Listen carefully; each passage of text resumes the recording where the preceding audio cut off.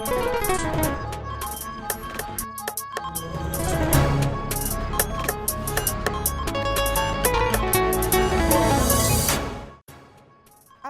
aux couches démunies, la Ligue islamique pour le développement du Mali et la Ligue islamique des élèves et étudiants leur ont offert des kits alimentaires.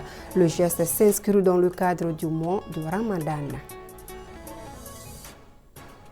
C'est une sommité hors du commun en matière de chant de zikr. Racine Sall, c'est de lui qu'il s'agit, est une référence dans le domaine, et ce depuis des décennies. La rédaction de ORTM2 vous amène ce soir à la découverte de son parcours atypique. Madame, Monsieur, bonsoir et bienvenue à ce rendez-vous d'information sur ORTM2. De la collecte de l'information à la diffusion, c'est tout un processus qui nécessite certaines techniques. Ces techniques étaient au menu d'une session de formation ce mercredi à l'intention des journalistes de l'ORTM. Le module a été dispensé par un journaliste émérite de la boîte du nom de Mahamadou Kone PC qui a gravi les échelons. Hawa Kamara. C'est de l'expérience d'un agent émérite de l'ORTM que les participants à la formation ont bénéficié ce mercredi. Pour avoir été successivement reporter, rédacteur en chef, directeur des informations, directeur télé, directeur radio, correspondant de presse et actuellement directeur du service marketing, Mahamadou Kone, dit PC, a offert à ses collègues un échange fructueux et plein d'astuces pour s'assurer une bonne carrière journalistique. Même dire aux cadreurs, bon, voilà, même les gars qui bougent là, souvent il faut les prendre. Nous avons échangé sur la collecte de l'information, le traitement de l'information, la diffusion de l'information, le sérieux et la culture générale que le journaliste doit avoir, du comportement du journaliste sur le terrain, parce qu'on ne peut pas aller en reportage, retourner au service pour dire que j'ai oublié tel aspect. Avec un engouement qui s'accroît de semaine en semaine, les participants à la formation se sentent armés jusqu'aux dents pour la bonne pratique du métier. On a beaucoup appris de leur expertise et cela va nous permettre d'acquérir beaucoup d'expérience et d'éviter certaines erreurs dans le domaine du journalisme. Le métier que nous recevons, qui est Mahamadou Kone, franchement, c'est un formateur exceptionnel. Vu tout ce qu'il nous a dit par rapport au reportage, au comportement des journalistes sur le terrain, franchement, c'était une formation de qualité et exceptionnelle. J'ai appris tellement de choses. Vu que je suis une débutante en journalisme et communication, le fait de traiter un dossier, c'est un peu difficile pour moi. Je ne savais pas aussi comment faire un reportage sur le terrain et tout, donc j'ai appris des leçons là-dessus. Le journalisme exigeant de l'humilité, de la patience et une formation continue, la Direction générale de l'ORTM compte tout mettre en œuvre pour booster ses agents vers l'excellence dans le traitement de l'information. Tu dois le savoir. Journée internationale de la francophonie. À cette occasion, la JDS, l'Association de jeunes pour le développement de Sangaré-Bougou, vient d'organiser un concours d'art oratoire et de culture générale. Cette initiative, deuxième du genre, a mis en compétition de jeunes lycéens de Sangaré-Bougou. C'est ce que nous dit Aïssata Dite Kombakani dans ce reportage. La francophonie, l'innovation et la technologie, ou encore la francophonie et l'éducation, voilà entre autres des thèmes sur lesquels les candidats ont compétit. C'est le lycée Espoir qui a remporté les prix de l'art oratoire et l'IMATRA, la culture générale de cette 10e édition. L'objet quand même, c'est pour que les élèves, première des choses, ils puissent connaître la journée internationale de la francophonie. Donc en plus de cela également, ça permet aux élèves vraiment de mieux apprendre par rapport à la francophonie, de mieux apprendre également par rapport au monde. Faire non seulement la promotion de la culture et de la francophonie à travers les jeux concours, mais aussi de créer des espaces de solidarité entre les élèves. Une initiative soutenue par des partenaires. Ce concours peut apporter un projet très important dans l'éducation des enfants. Premièrement, ça incite tous les établissements à se faire représenter au cours de ce concours. Parce que devant l'ensemble des responsables communaux, nous nous retrouvons et les établissements défilent à travers les représentants qui sont les élèves. c'est pédagogique, c'est culturel. Pour nous, c'est important d'être au plus près des jeunes et des femmes dans la population de Bamako, et notamment ici dans la commune de Sangaré-Bougou, pour pouvoir vivre un peu cette francophonie au plus près de la population, appuyer les jeunes et les femmes dans leurs efforts pour soutenir leur communauté. Je peux dire que j'étais très impressionné par la compétence, l'éloquence, la conviction des jeunes femmes et des jeunes hommes qui ont pris la parole ce matin. Pour les membres du jury, la tâche n'a pas été facile, car la compétition exigeait des critères bien définis. Il y avait des critères comme l'éloquence, la persuasion, la cohérence avec le thème et le texte. À rappeler que la journée de la francophonie est célébrée dans le monde le 20 mars de chaque année. Action humanitaire au bénéfice des nécessiteux. L'initiative est de la Ligue islamique pour le développement du Mali et la Ligue islamique des élèves et étudiants du Mali qui viennent d'offrir des kits alimentaires à plusieurs personnes qui en expriment le besoin ici à Bamako. C'était au centre islamique à Amdelay en commune 4 du district de Bamako. L'initiative s'inscrit dans le cadre du mois de Ramadan. Dalla Traoré. Tellement ému après avoir reçu son kit alimentaire, difficile pour Safiatou Doumbia de retenir ses larmes et de s'exprimer correctement. C'est un kit offert par l'Initiative islamique pour le développement du Mali et la Ligue islamique des élèves et étudiants du Mali. Cela à travers un projet intitulé Initiative Solidarité Ramadan. Je leur dis merci pour ces gestes. Et je sais que ça va beaucoup m'aider pendant ce mois béni de Ramadan.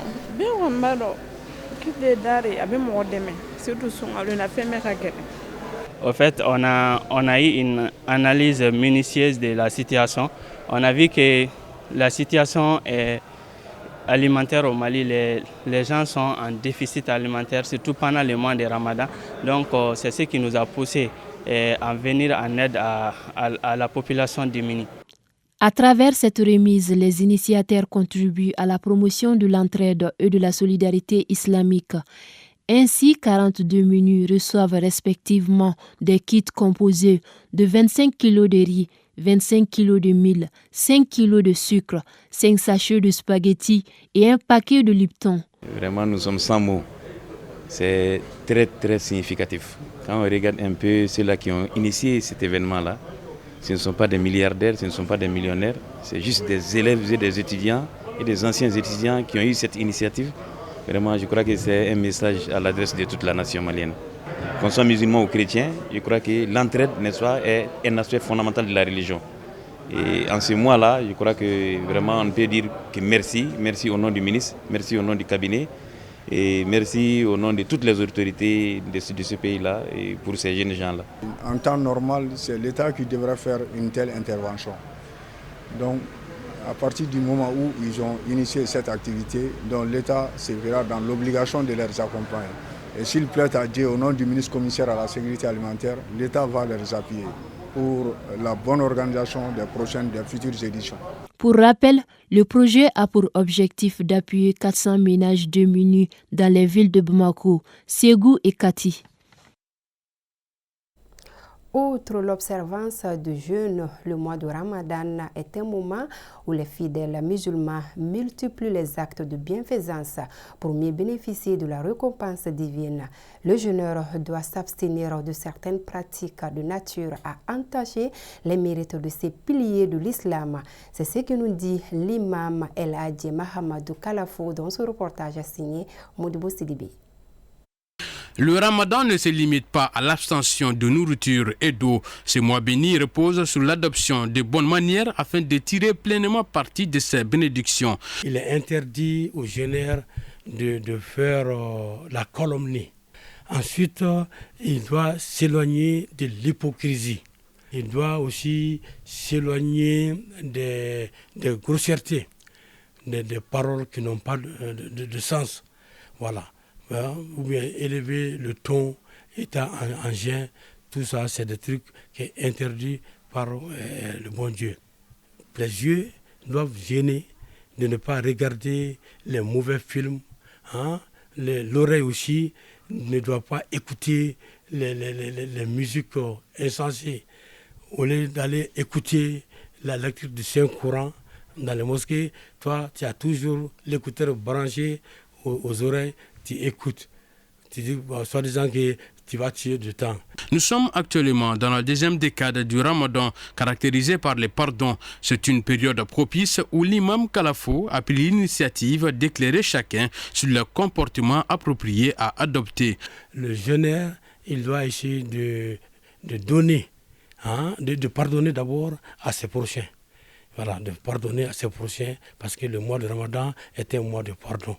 Pour ceux qui préfèrent des attitudes contraires aux valeurs de ce mois, il est important qu'ils prennent conscience de l'importance de rectifier les tirs. Ce que moi j'ai à leur donner comme conseil, c'est de cesser immédiatement ces mauvaises pratiques pendant le jeûne. Parce qu'ils risquent de gâter ou bien d'annuler carrément et simplement leur jeûne. En prenant en considération tout ce qui précède, il est essentiel que ceux qui ne gênent pas adoptent également certaines bonnes manières, notamment faire preuve d'attention et de respect envers ceux qui jeûnent. Cela implique de ne pas manger, boire ou fumer en public pendant les heures de jeûne et de ne pas proposer de nourriture ou de boisson à une personne qui jeûne. Autre grand titre de cette édition, il est parvenu à faire sa notoriété à travers le chant du zikr et est considéré comme le précurseur. Il s'agit bien de Racine Sall qui, de par son grand amour pour la religion musulmane, véhicule des messages de Dieu à travers le zikr. Le début de sa carrière remonte aux années 1970. Projecteur ce soir sur le parcours de cette sommité, c'est une réalisation de Mantia Traoré.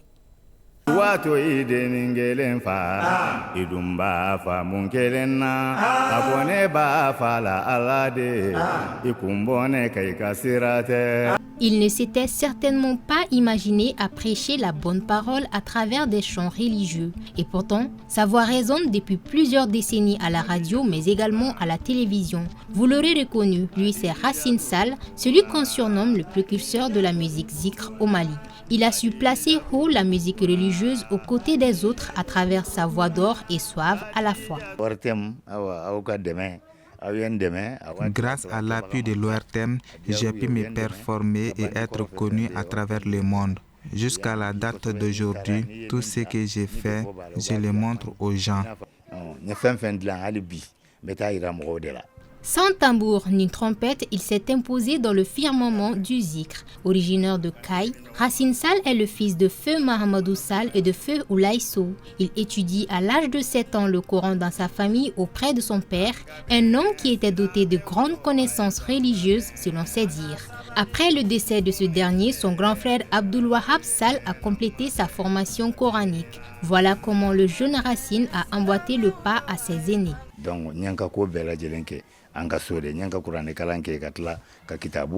J'ai tout appris sur les livres saints, qu'est le Coran à la maison familiale. Les zikr, c'est l'adoration et la louange à Allah, le salut sur le prophète Mahomet, paix et salut sur lui, ainsi que la lecture du Saint-Coran. Ce que l'on a l'habitude de voir de nos jours, ce sont des chansons religieuses et on les appelle kalima. À mes débuts, lorsque j'étais allé voir mon frère, il a un peu douté. Je lui ai donc fait écouter cette chanson.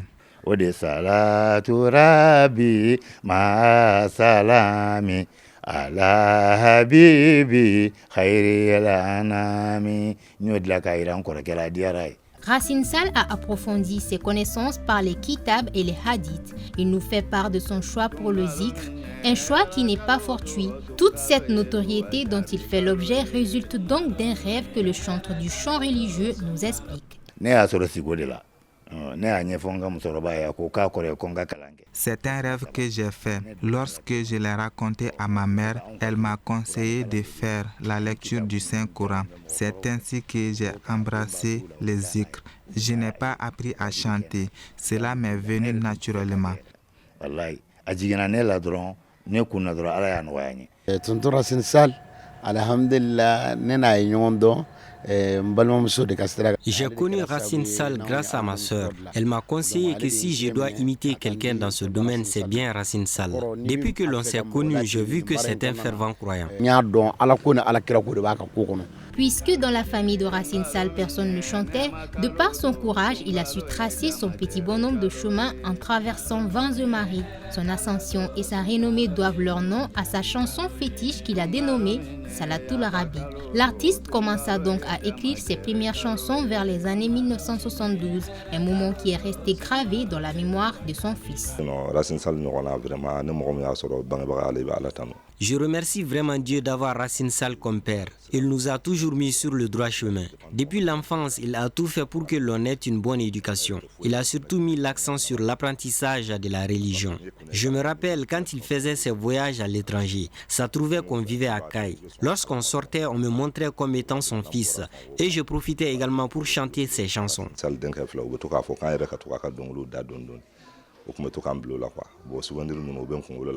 Pétri de talent, Racine Sall fut choisi et accompagné par l'ERTM. De cette collaboration démarrera une longue et belle carrière pour l'artiste. D'ailleurs, en 1973, il enregistre sa première chanson qu'il a naturellement dédiée à l'ERTM.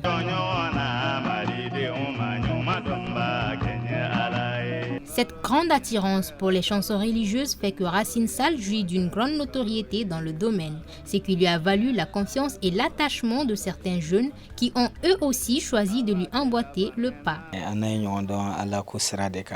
Avec Racine Sall, on s'est connus sur le chemin de Dieu et cela fait environ 20 ans. Depuis le début de notre collaboration jusqu'à maintenant, il ne nous a jamais déçus. Quand on veut entamer chaque projet, il faut s'approcher de ceux qui sont déjà dans le domaine.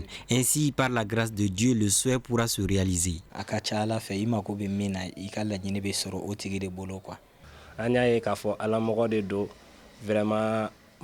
Racine Sall est un homme de Dieu. Il n'est pas arrogant et traite chaque personne au même pied d'égalité. Racine nous considère tous comme ses propres enfants.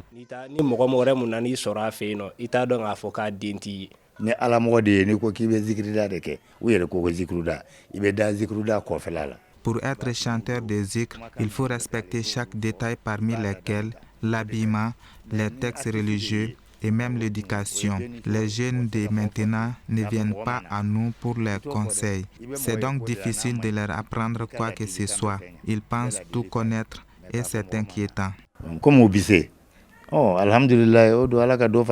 À ces jours, Racine Sall fait partie des précurseurs du zikr au Mali, avec à son actif plus d'une quinzaine d'albums. Il est médaillé du mérite national avec effigie abeille. La preuve de sa dévotion pour la religion musulmane, nous l'avons eu durant le laps de temps passé en sa compagnie.